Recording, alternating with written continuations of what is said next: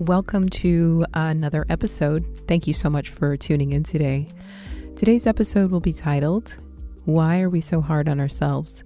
And I thought about this because there have been so many moments in the past weeks and months where friends are reminding me to give myself grace and where I am reminding my friends to give themselves grace. And I just thought to myself, why are we so hard on ourselves? And why is it so easy to see the deservingness of grace in others and to overlook it in ourselves?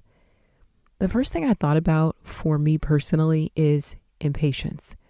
It's kind of natural because most of us, when we set out to do something, we want growth, we want progress, we want results. And so we have somehow convinced ourselves that we are not where we should be, and therefore we don't deserve the softness, the gentleness, the grace that we often bestow upon others.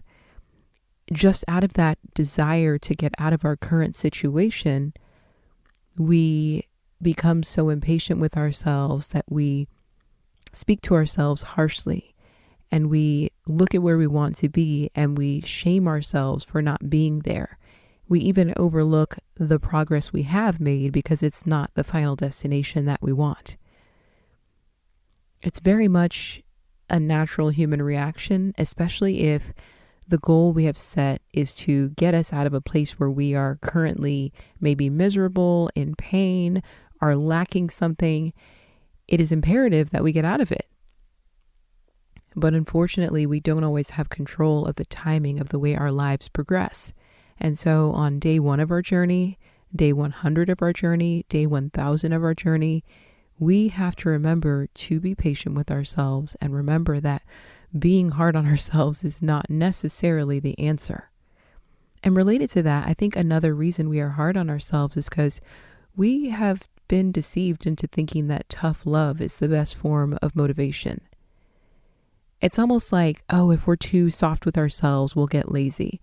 And to a certain extent, I do understand the background on that. Sometimes if we slack a little bit, the next thing we know, we're slacking a lot. But being rough with yourself isn't the best motivator. And when I say being rough with yourself, I don't mean just like holding yourself accountable to goals you set. I mean days like today. I'm going to use myself as an example. I lately have been training a little bit too hard, so it's starting to catch up to me. I'm feeling some inflammation in one of my wrists because I've been lifting heavier than usual, and then a little bit of inflammation in one of my knees. And it's probably just the fact that I was doing high intensity interval spinning, and then also, like I said, lifting heavier and doing a ton of lunges, squats, and even jumps. My body has not acclimated yet. And so jumping in with increased activity as well as longer length workouts, it's a lot. And to be honest, it's not a good workout routine if recovery is not built into the process. We've talked about this before, about rest and how it's an integral part of the journey. And so I had to make sure that I did a real recovery, not, I'm recovering by going lighter or doing a shorter workout. No, I actually did a nice guided stretch video. And next, I haven't done it yet, but I'm going to put some ointment on. I'm going to ice, and I am going to relax until it's bedtime.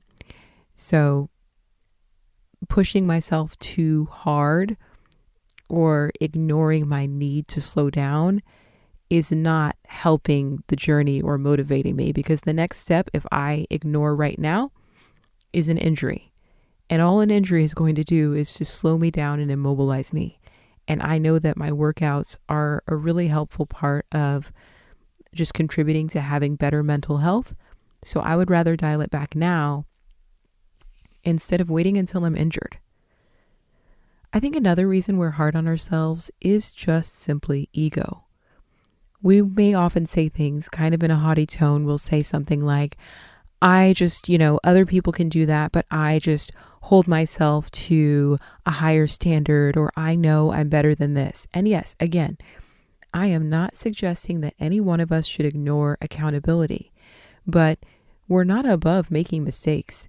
Even on things that we know like the back of our hand, we do have off days.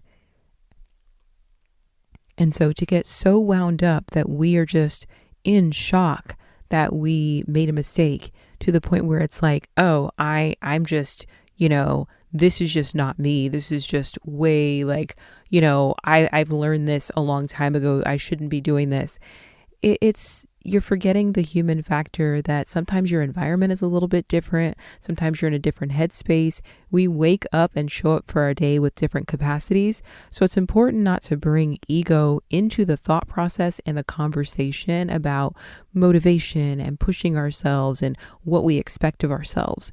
Ego needs to be silenced because ego is always going to tell you to overextend yourself, or to use shame to motivate you, or to make you feel like, oh, this is a lesson I already learned, so I should never, ever make a mistake like this.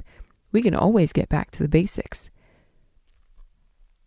I think the last one is really important too, and that is, I think we're hard on ourselves because we care too much about what others think.